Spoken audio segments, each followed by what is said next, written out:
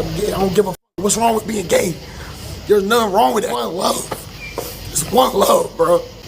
OJ, if you fuck with me, you said that shit off camera.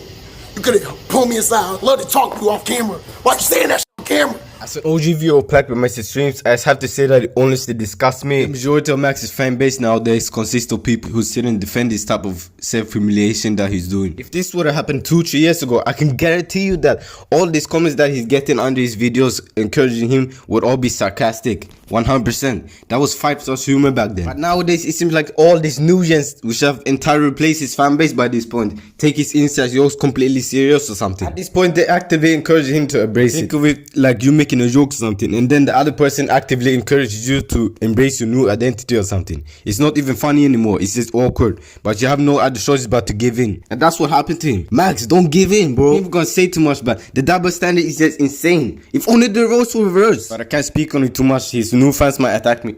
But it's actually scary. What once used to be a joke has now turned into reality. That's just what happens when you sign your soul away to face. Well, let me stop ranting and actually get on to the main topic of the video. That being, when did it all go wrong? But before we know the answer to that question, we first need to analyze what his life was like before it all went left. Let's start by briefly summarizing his teenage life before the content creation. So basically, Plaqueboymax, real name Maxwell, then grew up as a normal teenager in the suburban town of West Orange, New Jersey. He was raised in a 2-parent household along with his 2 siblings. From the looks of it, he was raised with structure and order in a household with Christian parents. He understood right from wrong at a young age, done in mind because it's gonna become important for later. His mid to late teens were pretty usual for anyone his age. And it was at this time that he would start to become a bit more rebellious to his parents' more religious lifestyle, which is something that most teens his age go through. It was also around this time he would regularly participate in the Basement Boys content creation. Their content mainly revolved around pranks. Some of the pranks were a little overboard, but it was just fun and laughs at the end of the day. The typical teenage humor. Around the end of the Basement Boys period was when Max would graduate from high school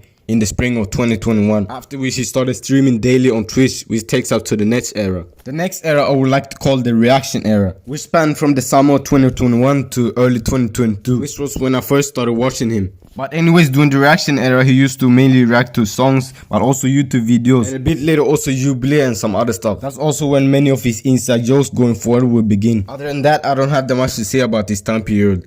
Let's go on to the next period. What will start this next era was the videos from the streams he uploaded to YouTube, gaining a lot of attention and new viewers, quickly multiplying his fan base in a matter of months. From January when he first started uploading to June of 2022. The rest of that year and 2023 was basically him going from a local streamer to a big streamer, steadily gaining connection over time and growing a community of his own, with smaller streamers being a part of his crew 5-star, which include names like Gauss, Wayne, Noor, Nico, Dabo, who already had some popularity before collabing with 5-star. Him and Max helped each other grow. And also Tato Smooth, who was originally kicked out of U-Rage community. He'll become later in the story. But anyways, him and his community were thriving and also gaining connections to other people from other communities near the end of 2023 and the start of 2024. But sadly, those years ended up being the last year he would truly be free. Even though I remember him saying that he wouldn't join a streaming crew around early 2024, it seems like he quickly changed his mind later that year. In early 2024, he would rapidly gain the direct attention from the country's biggest streamers as well as their friends. That's also why him and Convy started quote-unquote beefing, which led to Max dropping the viral diss track on Convy. That diss track quickly became noticed by all major streamers connected to Aiden Ross and AMP. But that beef was obviously just fake and a way for the biggest streamers to put Max on. In the following months, Max kept doing the content that he usually did. Other than the collabs with the biggest streamers, it seemed like him and his 5-star community were growing independently.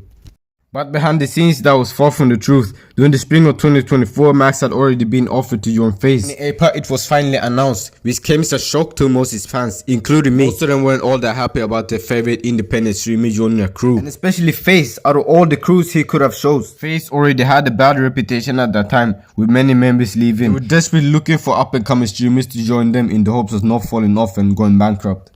Many of his fans were upset that a streamer who used to be all about staying independent and real suddenly shows money and mainstreamness instead of standing on where always stood on. But I do admit that it was quite entertaining to watch him during his first few months in FaZe with his whole clip farming thing, even if it was all scripted. But after a while, it all got boring and bland. Plus, it didn't even feel like we were watching Plaqueboymax anymore. It was more of a character. Which takes me to the next chapter, the downfall. After a few months of being in FaZe, a lot has changed in Max. First of all, he used to always warn against gooning and even said that he had stopped. But after joining Face, all of a sudden he started to speak positively about it, and even admitting that he goes multiple times a day in the bathroom. He even admitted that he can't help himself, but he still insists that people should enjoy doing whatever they want. He even got a vasectomy so he can crack even more girls every day. But what a lot of people don't know is that Max was in a long-term relationship for years when he still lived in Jersey. Second of all, Max also got addicted to weed at the old age of 22 after being peer pressured by his streamer friends. Third of all, the way he acts and behaves just feels weird. He acts like a dumb hoodlum that didn't even finish high school or learn to behave. The weed must have really fried his brain. Usually when a person becomes mainstream, they'll behave more and carry themselves better and move smarter. But it's the opposite in his case. Inviting and platforming both brainless mainstream rappers who scam and disrespect him to his face, and Satan worshipping cringe underground rappers who can make anything cool or trendy. Like literally anything. And maybe that was all part of the plan, for him to be the dumb, loud, funny black guy so the people around him can clip from him and use him. And he also went from a guy with no tats to having his entire chest and half-satire. Which takes me to the next part, how he sold his soul. His style has also changed a lot since he joined Face. He started getting new tats every day like a gangster or maybe a batty man, because why the fuck would a straight man have diva tattooed on his chest? It's out of control. It seems like all these Christian morals that he used to hold on had gone away. He just used the most common excuse that God is all loving and people should just focus on being happy in life or something.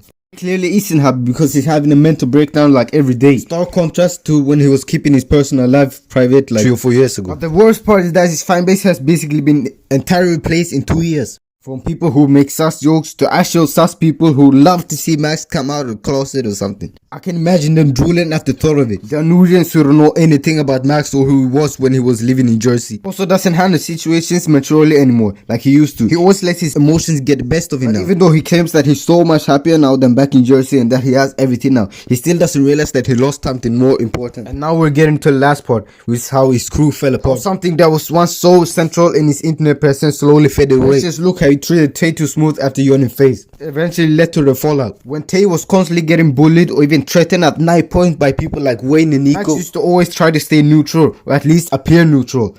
But what he was really doing was the gaslighting Tay into thinking Max would stand up for him. But it was shown time after time after time again that Max was just keeping him around as a laughing stock.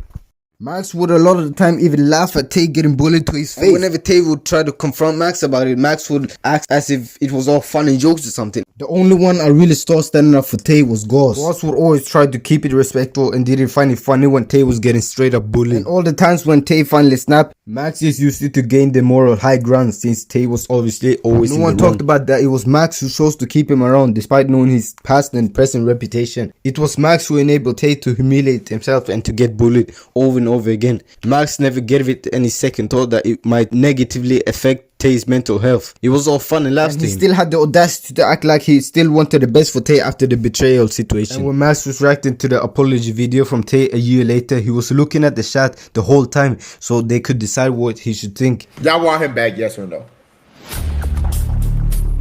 That just exposed what he really thought of Tay. But after all the constant drama and internal beefs in his community and the people who got kicked out, the ones who were left either stopped making content entirely, went in their own direction, or went to other communities. No real one is left to interact with Max to keep him company around these weird people he's surrounding himself with. The only ones left are those parasocial weird Nuyen DL fans who have a crush on him and ruin his straight relationships. And since he has no other ones to interact with, he lets their opinions get to his head. And I sometimes find it hard to believe that it's the same Max that I used to look up to 4 years ago. He's like a different person now. But anyways, thanks for watching. See you in the next video.